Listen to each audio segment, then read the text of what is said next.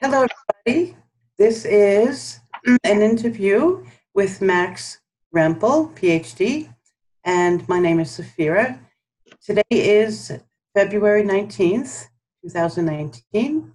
It is a Tuesday afternoon, and I'm grateful that Max and I could manage to meet at this time. We are both on the West Coast, Arizona and San Diego, respectively, so that's nice. And so I'm from New York, and I lived on the West Coast, lived in Germany 20 years, came back and lived different places and done all sorts of interfaith, inter-religious, inter-metaphysical, whatever you want to bring people together with different ideas and to kind of work towards unity and get things done. And so on this journey is how I met Max Rempel.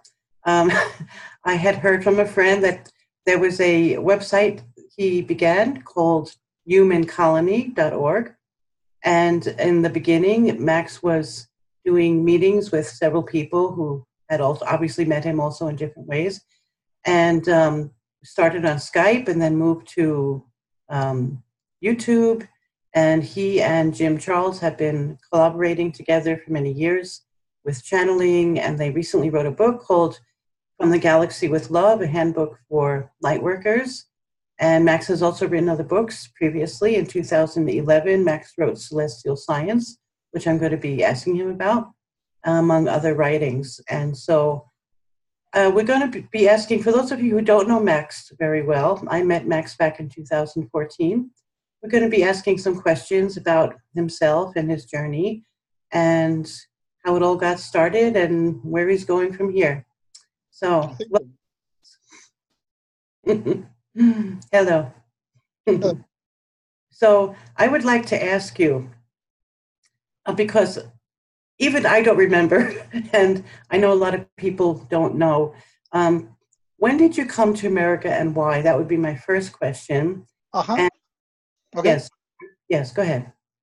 Right. So I'm now 55 officially, a few days after birthday. So I was 32 when I came. It was 1996. I came with my family. In 1993, I came by myself to check it out.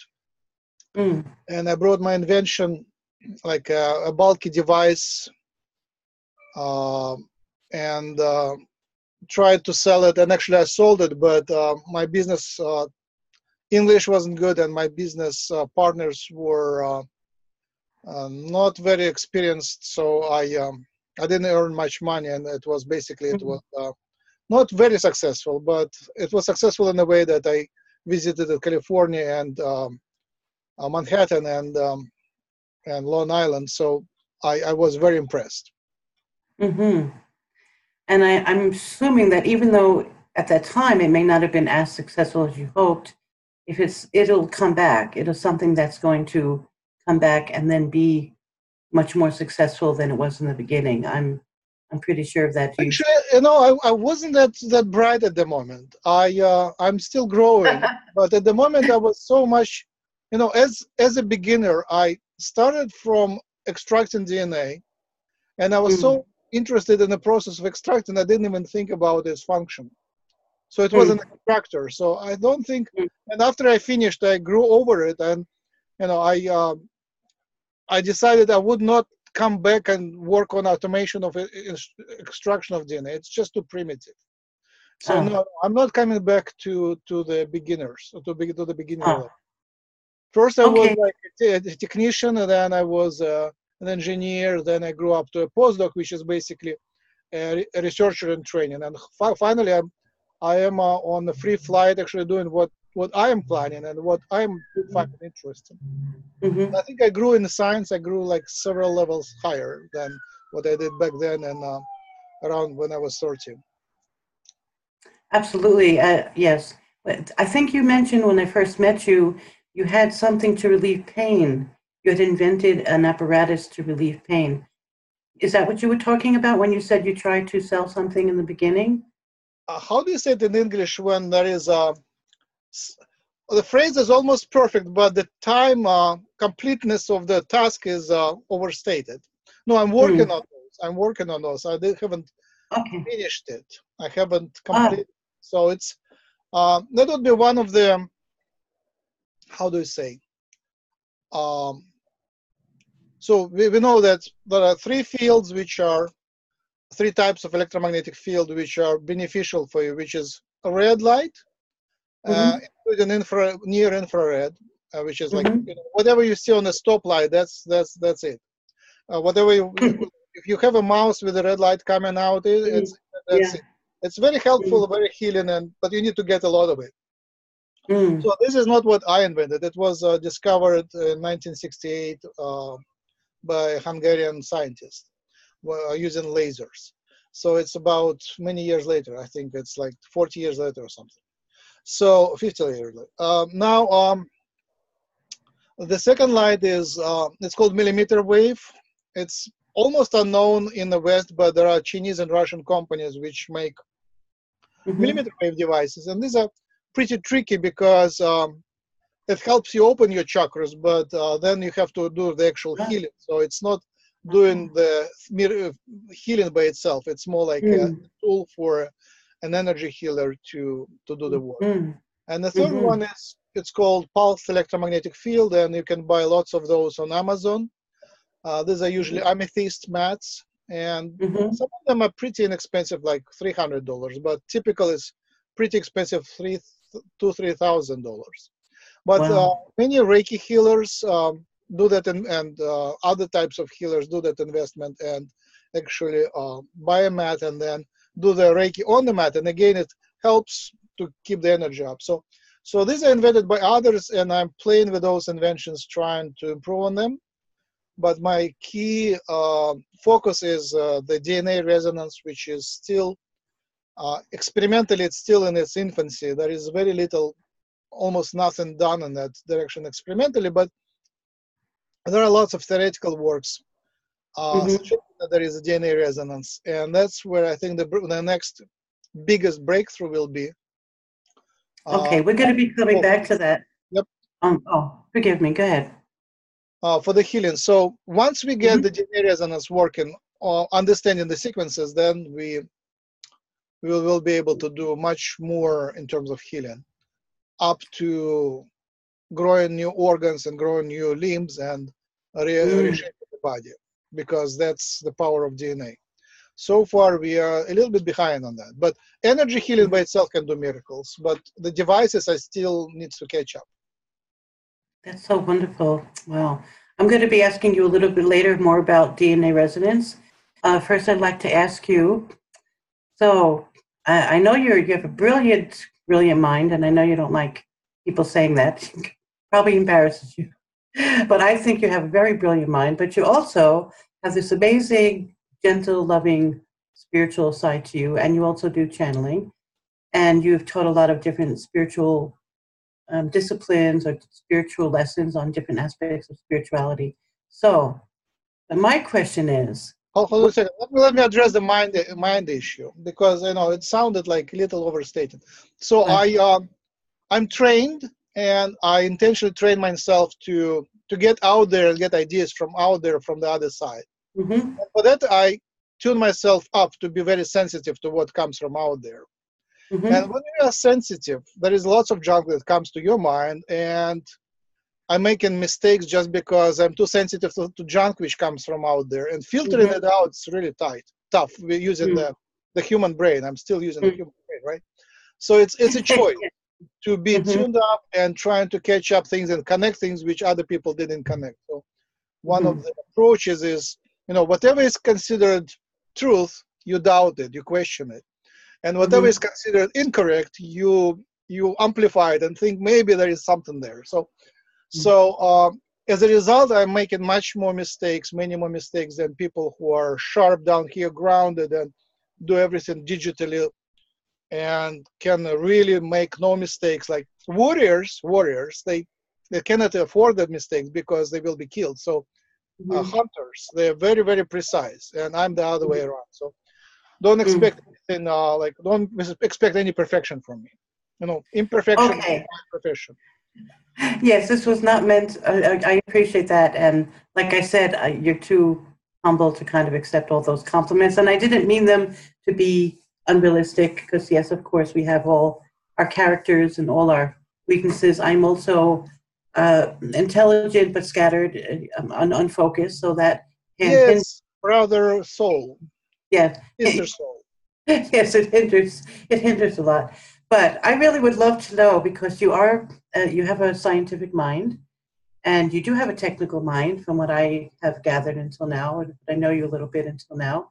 So when did you very first have an extraterrestrial experience and how did you come to even write the book Celestial Science, which Oh, is a thank you. That's a great question.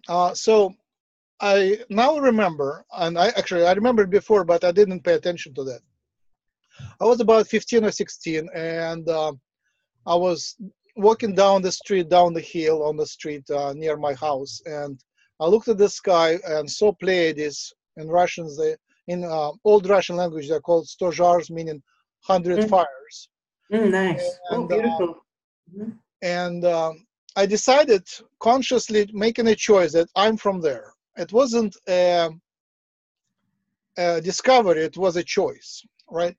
So I mean, I was always interested in that kind of questions, and that's what spooked my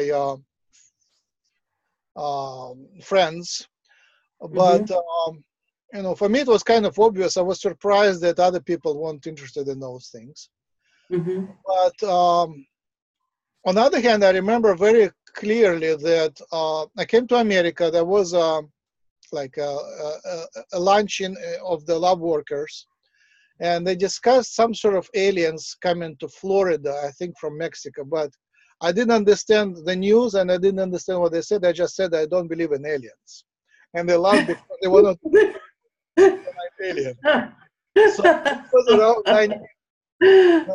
That's hysterical. 98. So I was I why didn't I believe in aliens? Because I was so much in science fiction, and they describe the aliens as anything but humans, like clouds, Mhm. like everything you can see in Star Trek, which is non-human, like Mhm. cube, like those things. And I was thinking Mhm. that those funny aliens, funny-looking aliens, which are on pictures, they just look to humans. It's very unlikely that other planets would have something like that. So Mhm. it was a like logical conclusion, and many scientists who would come from science would agree that it's unlikely that humans would come from space. They should look like octopuses or ants or anything except. So Yes. that's why I didn't believe in those kind of aliens. But Mhm. right. 1999, I make many people had a transformation at that time, and for me it was understanding that my science path is came to the dead end. I had all the tools, pretty unlimited resources. I had a technician eager to work, and I couldn't get the results right. The Mhm. genetics just chemistry-based genetics just didn't give the expected answer. And because of my project, I was looking at real data. I believe the data. My project suggested there was some other influence. I mean, Mhm. that was a logical scientific conclusion. My project Mhm. suggested there was some other influence on human behavior other than the DNA sequence. Mhm. Uh-huh. Looking at the DNA sequence, and I see some other influence. I just could measure Mhm. there is some other Yes. influence. Yes. And I was always interested in astrology, and here I started studying it a little more. And then I did a little experiment on astrology, looking at that time, the predecessor of Facebook, I don't know, the older people remember, it was called Live Journal. And there Mhm. people would give their date of birth and their interests. And I was looking at the zodiac sign correlation between interests. I mean, I was doing Mhm. the math. Mhm. And by the way, it was also a predecessor of Hucolo in a way that I was able to organize an online project where enthusiasts would be collaborating on doing the project. Oh, really? Mhm. Hmm. Didn't know that. And we saw some correlations, and as usual in astrology, it's pretty hard to catch them because there is so many. When you try to it's hard to explain the mechanism, but you know, it always evades the being caught and displayed to the humanity. But I found, after I did the initial calculations, I found that Gauquelin, the French scientist, or Gauquelin, published a lot of serious studies in 60s, and now there is a branch of astrology where people do the same kind of research very seriously, using computer simulations of planets and and large databases. They exchange databases with behavior,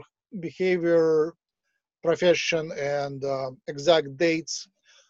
Western culture, like France and England, they record the time of birth very precisely. In Russia, we just have the date and no time in the record.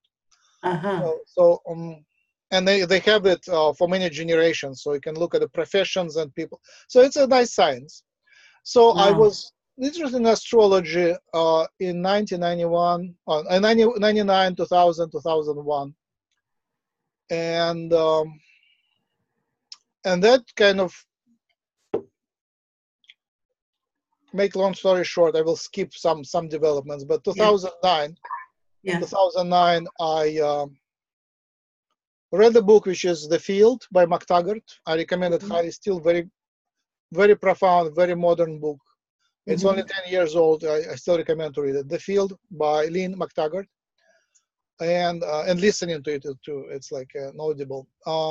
It explained much about quantum nature of the reality. And the main experiment which impressed me was that you can take a crystal, a tiny crystal, send it through basically an optical grid, and it would split. The crystal would split and pass through two doors or two windows and leave a diffraction pattern, or it's called interference pattern, on the measuring device.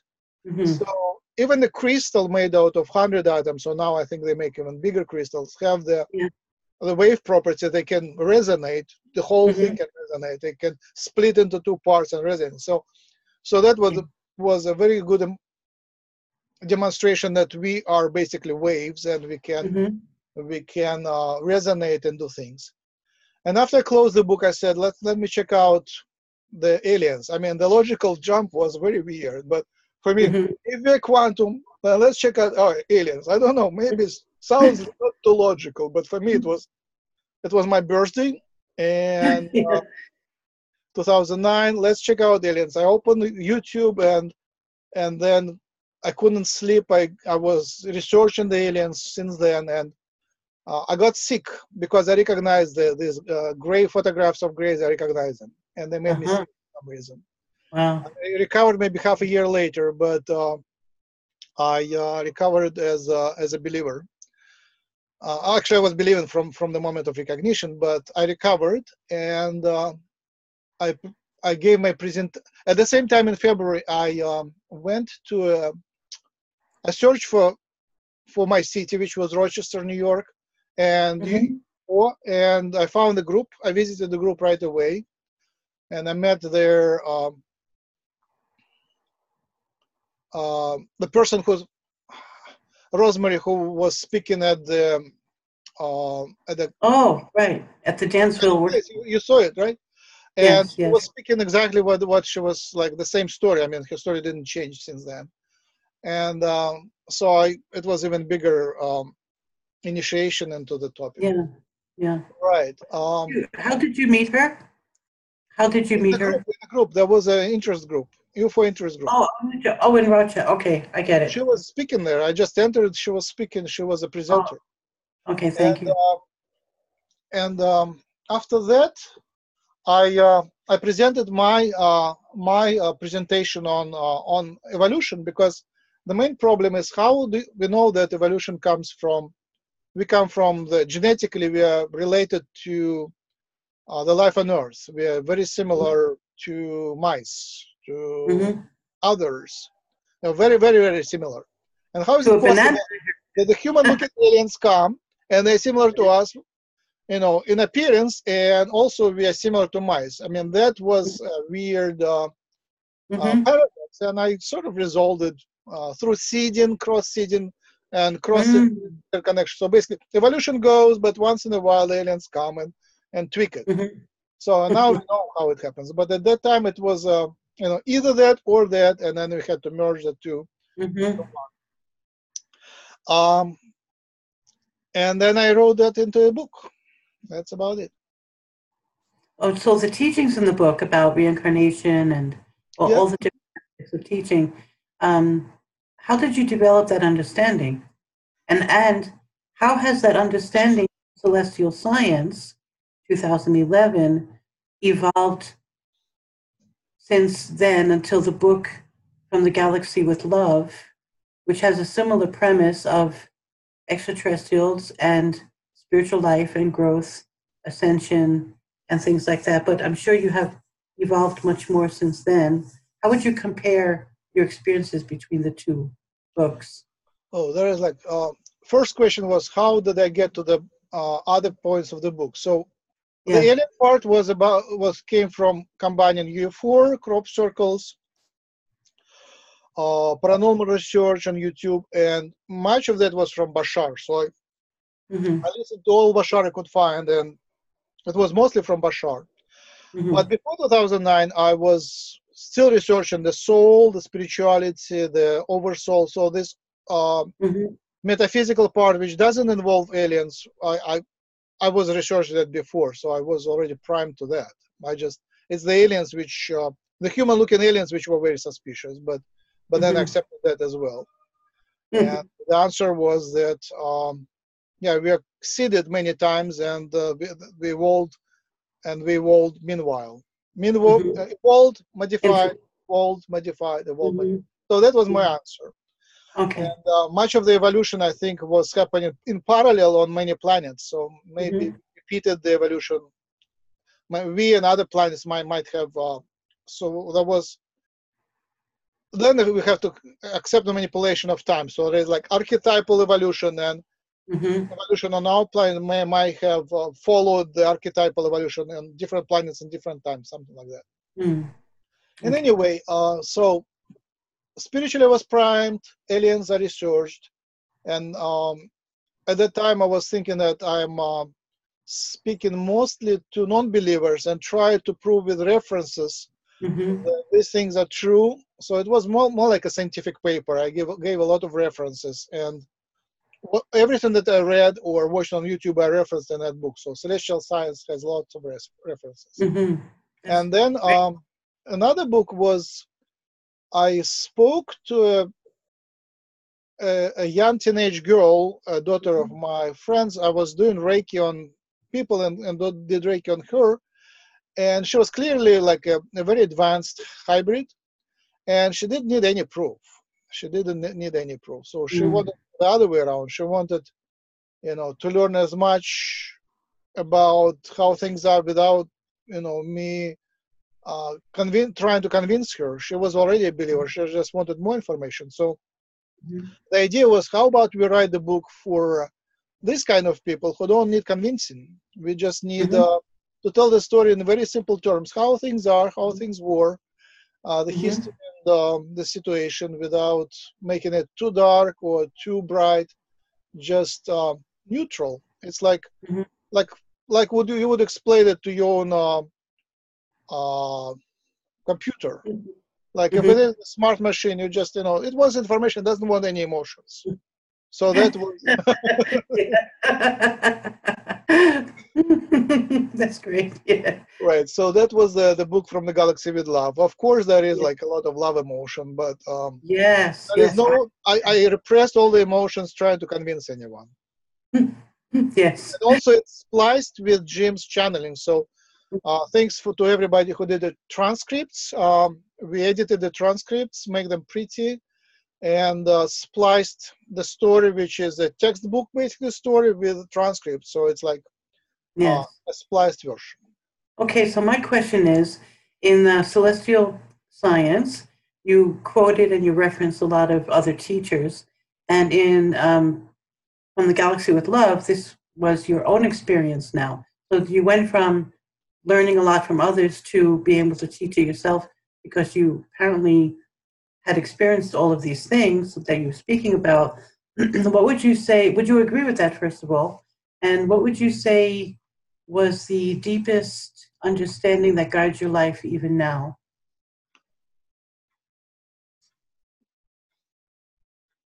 Or did I ask that? So open-ended question. There is so much to say here, which now let me say something specific. Okay. I keep forgetting the name of the friend of Lakesh, but at some point I invited the aliens, and a friend of Lakesh came, and I didn't see him, but I felt him coming inside me, and I was in his body, and he was in my body. So I was completely awake in the middle of the night, and I felt myself in being in two bodies, in my body and a very wide, fat with fat fingers body of someone else. And in the beginning, I was very scared because I recognized the nightmare from my childhood. It was like being completely helpless, tied. I mean, unable to move, Paralyzed. Yeah. paralyzed, yes. Yeah. And there were huge things happening which were out of my control. And I was scared, and I was thinking, am I sick? Is it like the sickness which I think in the childhood I was sick with some fever and high fever, and nearly died from Oh, was it infection. like rheumatic fever, for example? Something. Yeah, something, I don't remember the name, but Okay. like a bad flu. And Mm-hmm. and then I was like, I was near death, and there was that fear. But here I Wow. felt that my body is just fine. And I Yeah. thought, oh, maybe that's aliens coming. And I decided, if this is aliens coming, then they're welcome, and I'm okay. I can survive. They will take care of my body. So as soon as I calmed down and decided to be positive about it, it was fun. It was like a roller coaster ride. You know you're safe. At least you assume you decided you're safe, and try to ensure. But I hope to get more. I hope to get a conversation, a trip on a ship. I didn't get any of that. So everything else is from somebody else's experiences, like Rosemary's experience. I interviewed her and James Borg, who was there, and I ran an abductee support group in Rochester. So we had nice people coming and sharing their experience, and I was the one who was a typical researcher, knows everything but never had his own experience. But you facilitated Right. those who have that to come together. And now because of you, you facilitated Jim Charles to gain the confidence and the platform to be able to channel the aliens who first contacted you and wanted to speak through you, but then they found Jim and said, here's a great team. Max is like the hardware, Jim is like the software, and we're going to be able to communicate to the world. And it was. That's a great question. Would Jim come the same way if I wasn't there? It could, if it was his fate, it probably would have happened eventually. But It would be like just somewhat different. yes, who knows? But I mean, I have often said to myself and to Jim and to others, I need somebody like Max in my life, somebody to just come in and help me, give me the confidence, set things up for me, sit me down, say, you just do it, I'll take care of everything else. And that's what you did for Jim, and that was pretty amazing. So your role is just as vital, in my opinion, as anybody else who are having all these experiences, because you're like the glue that brings it all together. And the similar question: what would be happening if Jim wasn't in my life? What would I be doing? Right? That's right. Yeah. So would you say that between celestial science and Galaxy with Love, you've had definitely more contact with extraterrestrials, and the spiritual teachings you have more applied in your life aside from just having learned them? Is that correct? Like the meditation and the different spiritual ascension processes that you speak about. Right. Yeah. There is so much to say, and I I should. know, and I was going to get a specific. Well, let me say something specific. Specific, it's Yeah. a decision, basically. It's a choice. Yeah. The choice is, it changes a little bit as you learn. But basically, it's a choice to be the hands and eyes of God, and allow them, the higher team of guides, to guide you. So trusting your guides and trusting the intuition, and then as I think it was Krishna Das who said it. It's the ultimate, or Ram Das. I'm a little confused now. I think it was Ram Das who said that the ultimate choice is to love this illusion, and I translated it as the ultimate choice is to love the matrix. We are living in a simulation, and apparently lots of beings are labor to support the simulations, like the elementals and the angels and archangels and time lords. They all support the simulation. So they help this experiment to be run, and what we can do is to help them to harmonize the experiment and help them to run the simulation. Yes, absolutely. Yeah, if I understand simulation well enough, like I know some people feel like the universe is just one big hologram, and I don't know quite how to take that, which means it can collapse at any time. Is that correct? If it's a hologram. Can collapse it? A hologram can collapse at any time, as well as expand at any time, correct? I think they have a backup copy. If it collapses, they can restart. Okay. Most of the time, I feel like there is a click in me, and then it's like, boom! And that happens usually when nothing else is happening. So I'm thinking they just restart the system after a system upgrade or something like that. Wow. Because nothing is happening. I'm in complete quiet. There is nothing happening. And then it click. And I just look around. It's a new world. It's like something a little bit changed. And there is a little, the tape of the movie is glued, like, and I felt like we started a new tape. So I think they have the backup copy. Don't worry about collapsing. Well, it's more like I'm trying to grok the concept of a holographic universe, what it exactly means. And that's why I'm like, I just use that. It seems rather tenuous and flimsy, although I know that everything that looks solid is not solid. It's energy. We only take, for example, how they wrote Star Trek. There was Roddenberry who came up with some ideas. Then there was like a lot of writers, maybe 3 or 4 writers, who would write different scenes, different dialogues. And there was management of the company who would decide which parts which of the scenario of the plots would go and which they would kill. And then at some moments, as the actors were playing, they would come up with new ideas and they would rewrite parts.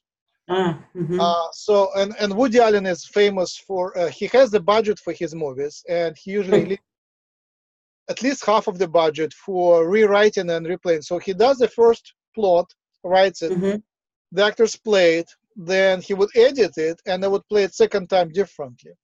So I think that's the perfect model for our universe. I think it's lots of different, like enormous number of different entities are writing the plot and combine it in one. It's like Windows, like a complete mess of different codes. So that answers my idea about why the flat Earth movement is so popular, because lots of code for our matrix was written in the Middle Ages, where people believed the Earth is flat. So they wrote a lot of code for the flat Earth, and that code is still in our system. So don't be surprised that I'm looking around at the Earth looks flat. So we're still using the code which was written back there. Okay, that's interesting, because I was wondering quite often, how does somebody, after seeing pictures of Earth from space station, how do they still uphold the flat Earth theory? But yes, thank you. That explains it. Thank you. Okay, so you've written some books, and the most recent one, From the Galaxy with Love. You do channeling. You're doing your DNA research. So can you please explain what is actually DNA resonance? What is it in simple layman terms that we can grasp it? Where are you going from there with it, and where are you going with the extraterrestrials and the books and the channeling and the spiritual community, if I may ask? I think there were two questions. Let me ask the DNA one. Okay. So, so this matrix, although it's illusional, it's simulation, but it has its own laws, and the substance is pretty hard. So when I knock on the table, it's pretty hard. So it's a well-programmed, very well-reproducible simulation, and the life is a process within the simulation, but it's very sturdy, reliable, nice process. I look at the window, I see the green trees. It's San Diego, so it's green. They have now, just came out like last 3 days. So the life is based on the code, and that code is very material. The DNA is a code for life. It's the physical program which allows the life to exist. And now we believe that there is some spiritual program which is in another dimension, but in this physical dimension there is that physical DNA. We can extract it and take it in a tube. We can actually see a white substance which is the DNA, and you can put into a sequencer. It will give you the sequence of letters, which is A, G, C, T, in any order, like G, G, G, G, G, A, A, A, T, T, T, T, T. Wow. So, and that sequence is pretty reproducible. As I said, we can sequence a human and a mouse, and you can see there is like a lot of similarity there. Or if you can sequence two humans, you can see just very tiny differences, maybe less than a fraction of a percent differences between the two humans. So it's very reproducible, very reliable. If you sequence an alien, a human-looking alien, you would possibly see maybe a few percent difference, but it still will be very similar. So DNA is very real, and I would say DNA is much more real than many other things, because if it is, there is a mechanism which makes sure it works. If the DNA is broken, the being wouldn't survive. So only good DNA is inherited. So it's very stable. Now, at the same time, if you look at its structure, it is a molecule. And the molecules, as you know, are not very hard. They are made out of clouds. DNA is made out of clouds. It's all a quantum phenomenon. It's spiral clouds of electrons, protons, and clouds of nuclei, but these are all I would say entities of the atom level, subatom level, which are defined by quantum chemistry, quantum physics laws. So these are cloud entities, cloud elements. Yeah. And they behave very much like quantum particles. They have very interesting properties of being able to resonate. Especially interesting is a resonation of spiral clouds, because spiral clouds are, it looks like they are specially designed by the whoever designed us, the God, the evolution, the angels, the higher level beings. They're specially designed to be portals between this dimension and this physicality and higher dimension, because it looks like they are capable of working as a laser or as some other resonator, where they accumulate energy and collapse it into a single point. And when you have a lot of energy collapsed into a single point or focused on a single point, like into a single point, then you can accumulate enough to do transdimensional jumps. So I think DNA does it all the time by oscillating,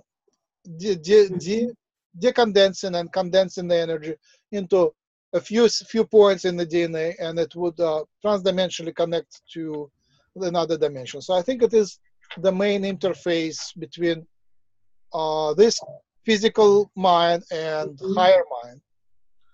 And obviously, I think in the DNA somewhere in the code there is also the the veil is also encoded in the DNA. The veil is that illusion that we are separate. I think it's also encoded in our DNA. I think that there is a special trick making us believe that we are separate. Because in a dream, I think we are going there, but when we wake up, there is a special process in the DNA which makes you feel connected, but believing that you are disconnected. I think it's a very artificial, self-sustaining mechanism which was plugged on top of what we had before. Part of it is cultural, but part of it, I think, is in our design. Resonance. What is resonance? It's like if you have a, I don't have any, hold on a second. Oh, here. The resonance is my voice. That is like something oscillating there. Yeah. And it travels through the air to the microphone. Yeah. And there's a membrane there which captures the resonance, captures the wave, resonates with the same frequency. Then there is an electronic device that measures that resonance and transmits it to you. And there is also your speaker which makes vibrate. Then the sound vibration comes to your ear, it vibrates there. Then it's transmitted through the neurons to your inner brain there, and I mean from the ear closer to the center. And then there is like some recognition, which is another resonance between electric signals to some patterns in your brain, which then match by resonance. So there's, on the way from here to your brain, there is like several levels of resonance. So I believe DNA resonance is the key, because there is a code there.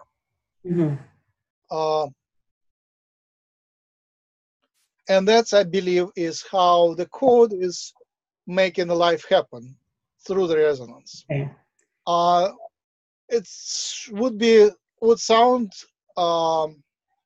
heretical to the mainstream trained scientists, because they believe everything is happening chemically. They cannot wrap around their mind about around the idea of resonance of DNA.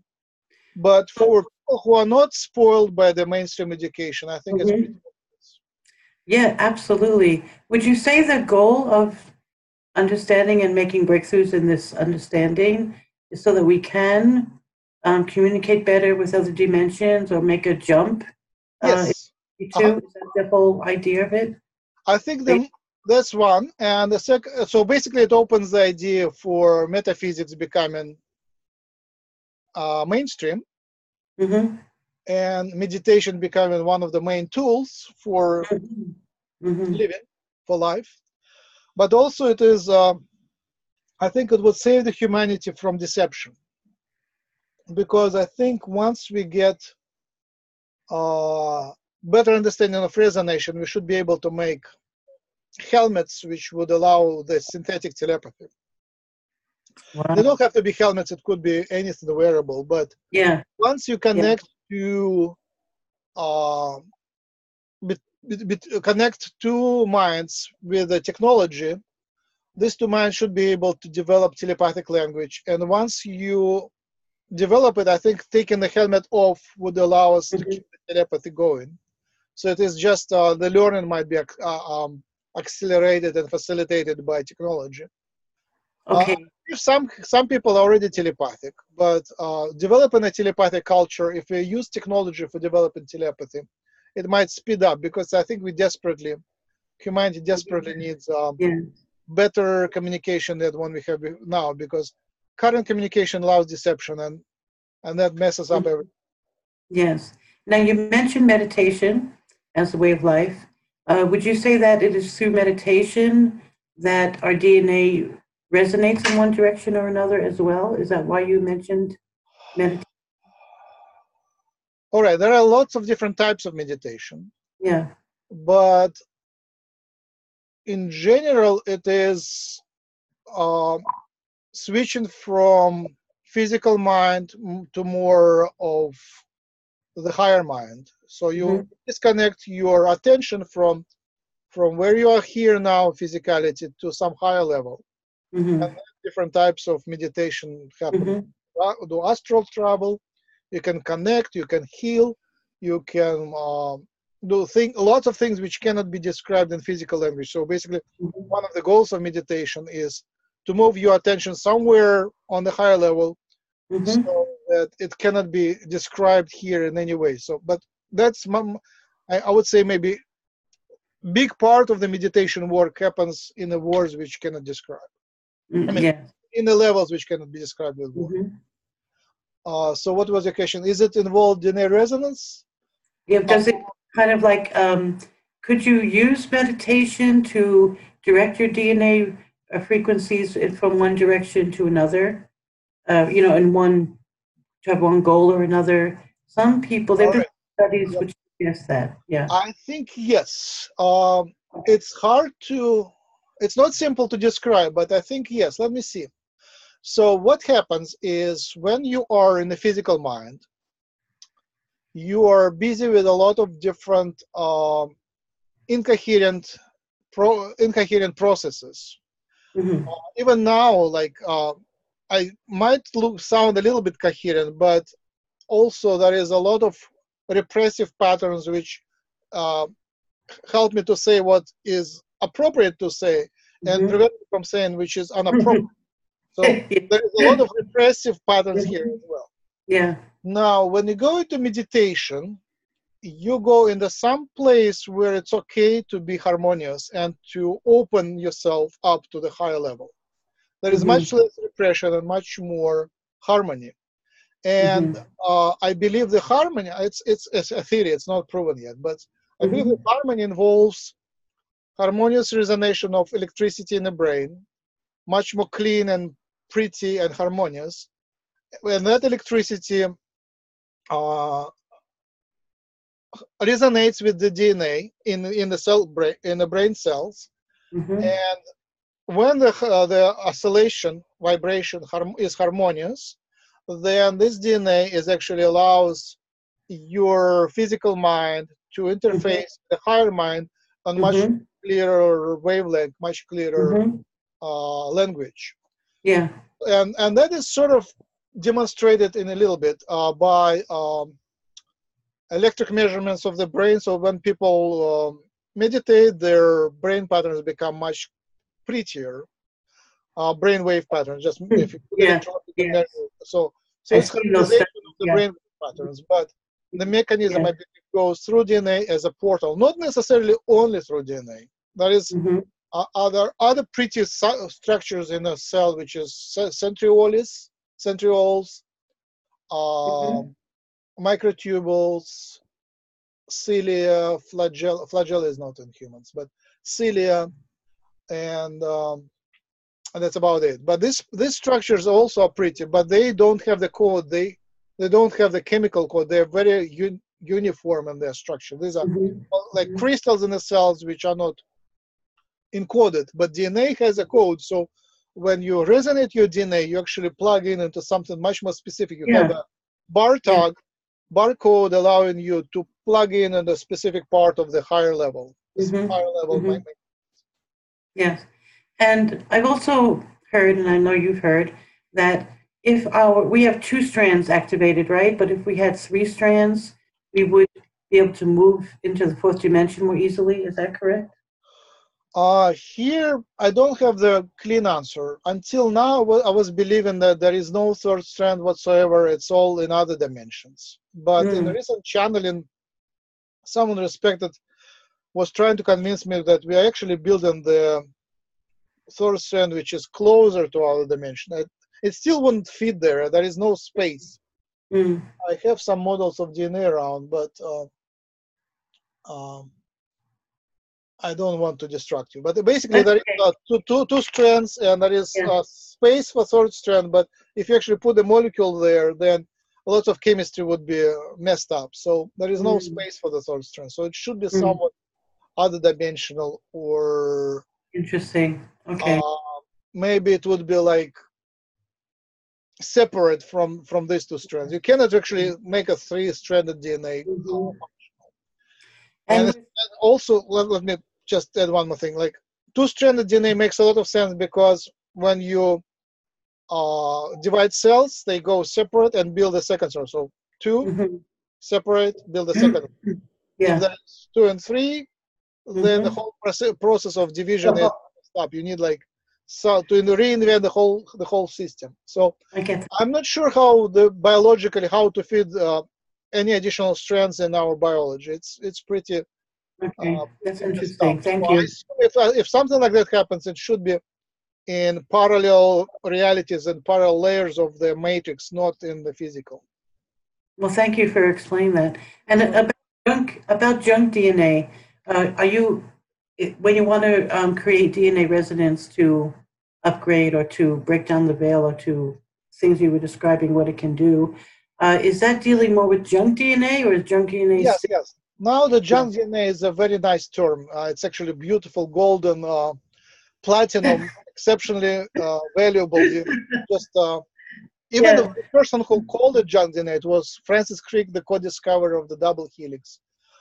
He still, it was more like a joke. He fully appreciated that it was very important. So the idea that it is unimportant is a misconception by by others. Anyway, Yes. so the only reason it's called junk is because it's not coding for protein. So we have lots of DNA, little pieces in it code for proteins and do the chemical work, and lots of other pieces don't code for proteins and do some other work which is still undiscovered. And there is a clear indication that there are sequences which are important for building the body, which don't code for proteins. They're called CNS, conserved non-transcribed sequences, CNS, conserved non-transcribed sequences. And they are conserved between the species. So we in mice have the same sequences, which are good candidates for being the genes involved in resonance, and they're not involved in the simple chemical work. So it's more like vibrational genes, and we are looking at them. Yes. So in order to activate, forgive me if this is a very ignorant question, but so in order to activate certain parts of the junk DNA, would scientists or researchers, and both of different fields, need to find a protein which would activate a particular part of the junk DNA, or has nothing to do with protein? Could be that the word activate is poorly defined, right? So one of the measures is harmony in the DNA. Maybe we don't need any more energy, we just need to harmonize. Right now the DNA is possibly messed up by lots of vibrations like cell phones, Wi-Fi, all sorts of electric devices, all sorts of power adapters.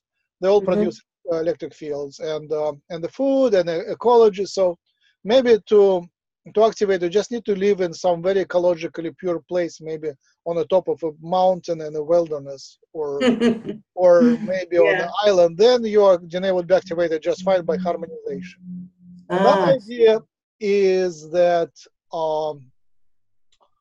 you need some special energy for activation. DNA, it looks like it's a laser pumped with energy, and whatever you feel healthy or sick is an amount of harmony, but also it's amount of energy within the DNA. So if it's pumped properly, then it's vibrating properly, and everybody is happy. All your cells are happy, and you're shining. Like once in a while, I meet people who are so shining with health, and I'm also thinking maybe there is something interesting happening with their DNA. I see. Elon Musk surprises me. Like he sometimes is tired, but there is so much energy there and so much harmony, coherence. Like he can think straight. So that's amazing. I wonder. Do you think it has to do with the way they eat? Excuse me, I don't mean to interrupt your thought, but so people like Elon Musk are 1,000% focused, 1,000% in their passion. I just saw recently on Netflix. It's called Mission to Mars, but it's like a documentary between our progress going to Mars in the past and how Elon got involved in it. And then it's sort of like a theatrical drama of, we're going there, we're already on our way. It's like it takes us to 2009 or something like that. So Okay. interesting documentary and also acting it out.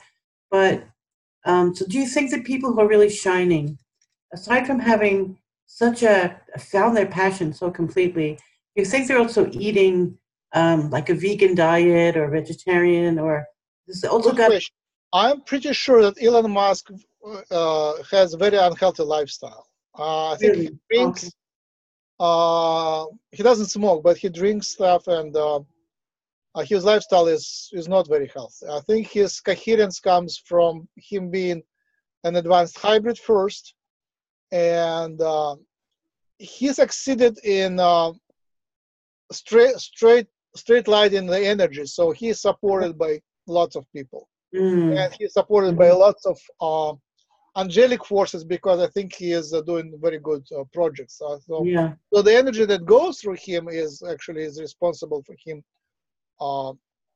being harmonized. But in terms of mission for Mars, I think he is pretty advanced. So I don't think he says publicly everything that he knows. Right. I think because he is so much involved with rockets, I think he ought to know everything about aliens, much more than we do. And he knows that there are secret bases on Mars. And the reason he still pushes for flying to Mars on our outdated technologies is because I think once mainstream gets there, at least some colony, like exactly what he promotes, as soon as mainstream people have a colony on Mars, we then graduate officially by galactic laws. We graduate, because if our runaway civilization, our cabal is on Mars, it's not counted. It's not us. It's some beings from our species stole some technologies, but they are not mainstream. And Musk wants to do mainstream colony on Mars, and then as soon as we graduate, they count us as galactic multiplanetary species. Exactly what he says. So I think he understands his agenda much better. Like when he, there is that couple of seconds of the recording when they shoot the rocket, launch the rocket. He speaks in the microphone. We ask all entities involved to let us do the launch. Oh, wow. Oh. I think I did it verbatim. We ask all entities involved to let us do the launch. That's awesome. Yeah. So I think he is very much educated, and he knows what he's doing. Yes. So I was wondering, do you think that what we eat affects the DNA resonance and the development? Of course. I mean, when I have a dead, you buy produce fresh, and you know it's alive. You know it's alive because it's sometimes the cabbage grows, the onion grow, it's alive. If I see it died, I trash it because it's dead. It doesn't have enough vital power in it. Like potato they can look the same, but one can still sprout and another is dead already. So yeah, I mean the amount of life in the produce is should be measured. I don't think it's easy to measure yet, but I think it should be measured. So yes, of course it's nice to eat live food. Okay, so I'd like to ask you, one of my last questions is, so where are you going from here? Because are you going to be writing another book? I know you're doing your DNA resonance work. Are you going to continue with your journey with the extraterrestrial galaxy developments and neighborhood, things like that? You mentioned to me once you were going through, you were sort of like changing your path. I wasn't quite sure what that meant, if I can ask you. I have a feeling that the new idea of a new book is brewing. It hasn't emerged yet. Basically, the idea of the book is, first they have to send it to you. You have to receive it. Yeah. And sometimes you start writing before receiving it, and then you kind of grab it better. And part of that is to see that there is a demand, there is interest among people. They need to learn something, they need to know something. So, Yeah. so I'm looking for that, and I'm very excited about telepathy. So maybe something related to telepathy would be interesting, like research. I'm still behind of doing my homework. I need to do my homework to learn about telepathy more. But right now I'm actually doing my science, and we actually right now we are looking at the DNA, junk DNA sequences, and we are writing grant proposals to DARPA and to National Institutes of Health. Yeah. For help. National Institutes of Health, and looking for other sources and looking for investors. Actually, we have a prototype which is designed for a mass market.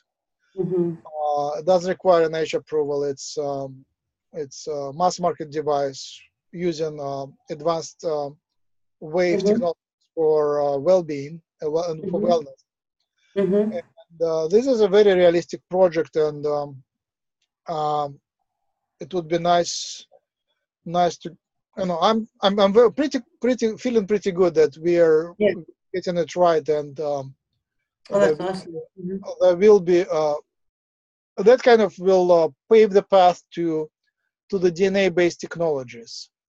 Right now, it's the idea is linked to DNA, but not well, I would say, well experimentally optimized. So in this devices, I can predict it will affect DNA, and it will affect it safely. But more experiment. But I can only put out something which is safe. So for more advanced formulas, I need to do the experiments to make sure it is doing what we expect and that is safe, right? So for that we need more funding. But the initial one is using tested technologies which affect DNA in a positive way, and they have been around on the market. Some technologies have been already for like 20, 30 years. We are pretty confident they are safe, and we just combine them in a new, interesting way, which is novel and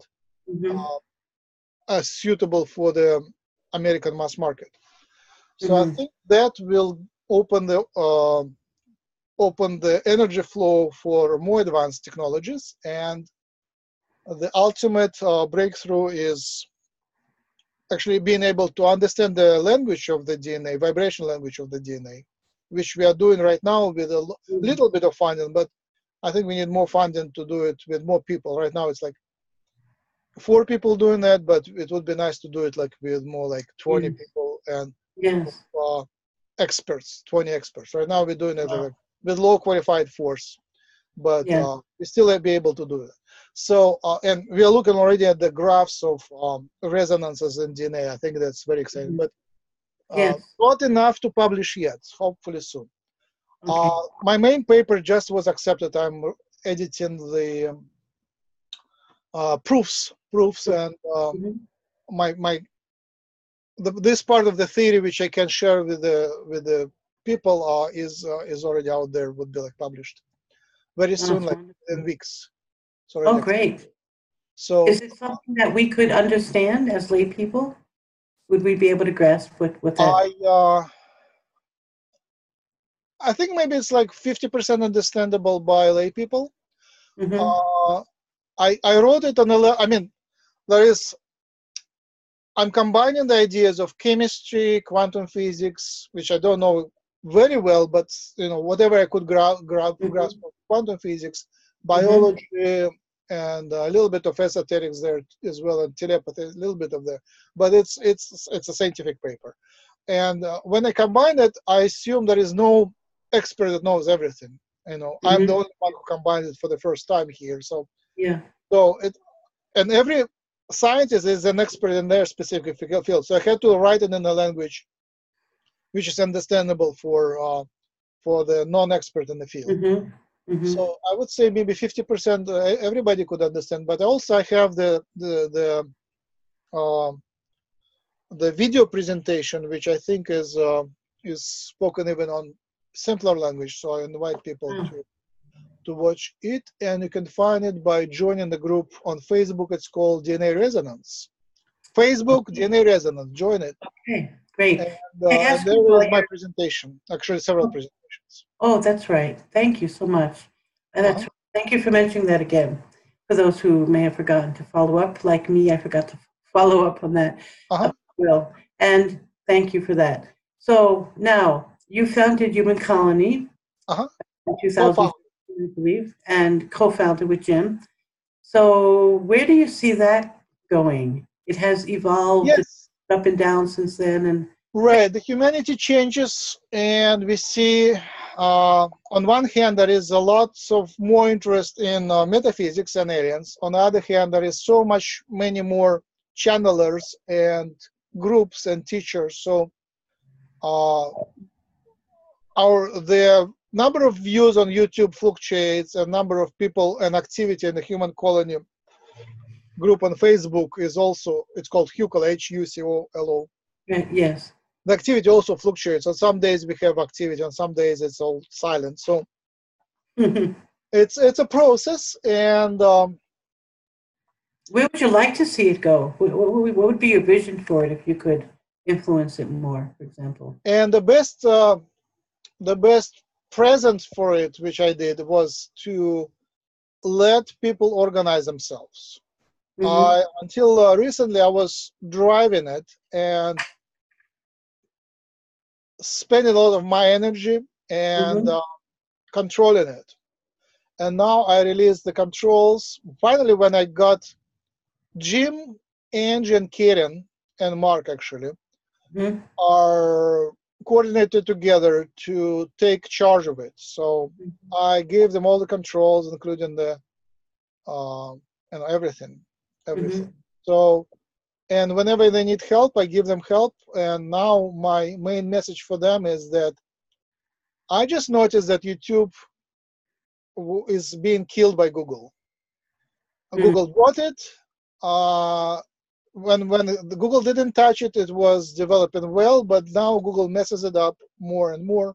So it looks like YouTube is slowing down, and Facebook is still alive and prospering. So I think the people's activity will move from YouTube to Facebook just because there is better communication there. When in YouTube anybody leaves a comment, it is unnoticed by other people. When in Facebook people leave the comment, it's noticed. It's the conversation is live.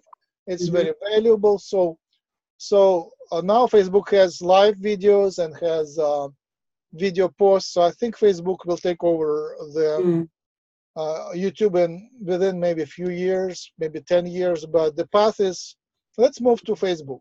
Unfortunately, I'm not a big, I don't love it, but that's where the life is at the moment, where the energy is.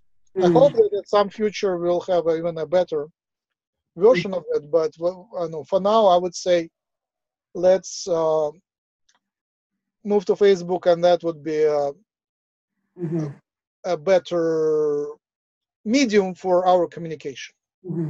In terms of, so that's format. In terms of the future of the community, I think we have a great development of this grassroots channeling group. So they just, it was started by Anya Krupski, but then other people actually make it happen.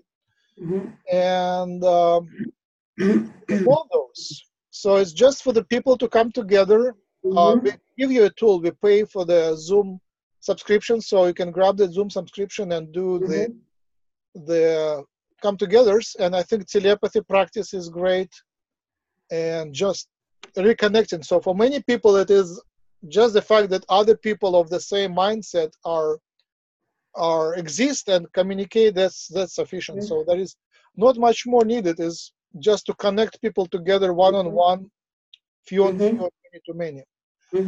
So we provide a platform, and the advantage of our platform over others is just you come and play. You don't have to actually even pay. You come and play. So that's the advantage. In all the other systems, it's much more structured. It's much more expensive, somewhat more expensive, and Yes. much more organized. So here it's a playground where anybody can come and play, as long And as they thank don't you. harm others. Yes, and thank you for paying for that Zoom link consistently that it can be used for that reason. Thank you. Uh, and telepathy, I think, is the answer. So we need to develop telepathic communities where people telepathically link Mhm. and Yeah. speak. Okay. And So, I'm sure it already exists, but it just didn't, it's subconscious. We already yeah. telepathically connect to lots of people, but we don't realize that it's happening. And I We think if only we need come up those with, to realize that it's real. yes, absolutely. And I think if we come up with a good way to practice it, because sometimes we're not sure how. Right. I think poker is great. Poker is one of the great telepathic games. Oh, what's it called? Booker? Poker. Can you spell that? Card game, poker. Do I pronounce it incorrectly? Oh, poker. Yeah, poker. Oh, okay. I thought you were saying something. You mean the card game poker? Yeah, card game poker. Oh no, I can't. Sorry, I didn't catch that. I thought you were coming with some new thing I hadn't heard before. Yeah, new telepathic training using poker card game. Yep. Oh, But because you I have. think some of that sort of maybe there are other games. I won't Yeah. name them, but some other games with role playing where people can telepathically, where you can get it, get advantage by telepathically connected to other people. So in poker, it's Yeah. very clear. If you're coupled with someone else, you take over the game. So any other games where you can telepathically connect and be get a positive feedback on that, get rewarded for that. When you get points for brownie points for telepathy, that's where emotion is involved, right? Yes. Very I, good. I I think that's the future. I think once we get there, maybe human colony will be the first one to develop telepathic community. That would be great. But Oh when we're wow. already channeling, I mean, once we get at least 3 people telepathically connected, Mm-hmm. then it will explode. Then it will Yes. explode Yes. because it's the capability is already there. It's a number of veils which need to be accurately, precisely tuned so we can actually function in normal world, but also we can telepathically transmit information. Well, I was running a group for a while, and we had some very spiritually experienced people there. And one would say something, and the other would say, "That's exactly what I just thought." And so it seemed like many members of the group. And I think the key is to kind of keep one's spiritual life growing and have interaction vertically in a higher level and also with other people. The heart, like Shakur said, telepathy is a matter of the heart, also from the heart. But in any case, however, these individuals kept their spiritual life at a certain level, but when they met with each other in the group, like almost everybody, they either saw the same thing and when they had their eyes closed and doing a blessing, or they had the exact same thought. So that would be great if that could be expanded, because that was like Yes. more of a private group. Yeah, it wasn't that known. So that's what you're saying, right? If it becomes known, where we really can do that. Mm-hmm. But a lot of this has to do with the fact that some of the members who were meeting had a lot of past lives together. They were from the same planetary system, and Sure. Yeah. I there's know. a kinship I there. Kinship I'm involved. looking for partners in my science business development, and LinkedIn is a good source. And I look at Mhm. the photographs, and sometimes I just recognize them. Yeah. I Well, say, I know that person. yeah. I don't know them from here. I just recognize the vibration. And then Yeah. uh, Well, for some of them, when I connect to them, we send emails simultaneously to each other with the same thought. So, for me, it's a well. great confirmation that we are in. Yes. It's Yes. not necessarily that I come up with that thought and send it. It's from here. It feels like I come up, but maybe we just are tuned to the same Mhm. source, and the source Yeah. is the fault. But we are Yeah. participating in it. When we are tuned in, we put our energy in there, and when we synchronously, simultaneously uh, tune into the same frequency, that's telepathy. Yes. Yes. Thank you. Okay, do you have any closing remarks Yeah, before thank we? you very much. It was a pleasure. It was a great interview. Thanks, Sephira. Thank you. It was very enjoyable also for me. Thank you so much. And as you all see, Max is very brilliant and wise and also kind. And I met you for the first time back in 2000, last year at Dansville All after, right. Yeah. Uh-huh. and you were quiet and supportive and a big loving teddy bear and humble, as brilliant as you are. And it was, I hope you still stay tuned and stay with us in the human colony development, or Hucolo as you call Absolutely. So I also wanted to add that if anybody wants to take more interviews of me, it. I'm open because I think that format allows me to say things that I cannot say otherwise. Right. And this Yeah. I will see if it is popular, but I hope that some people would. At least for me, was therapeutic to share that. I'm kind of pumped with the information which I want to share. So Yeah. please help me Yeah. to relieve this information to YouTube, and hopefully there will be some people who would appreciate that. I Yes. And yes. Go ahead. I'm sorry. once in a while I get feedback, and thank you very much. Thank you very much for the feedback. Some feedback is very helpful, very helpful. And Yeah. of course, there is negative feedback, and I just enjoy blocking people who leave negative feedback. So yeah, feel free to leave negative feedback as well.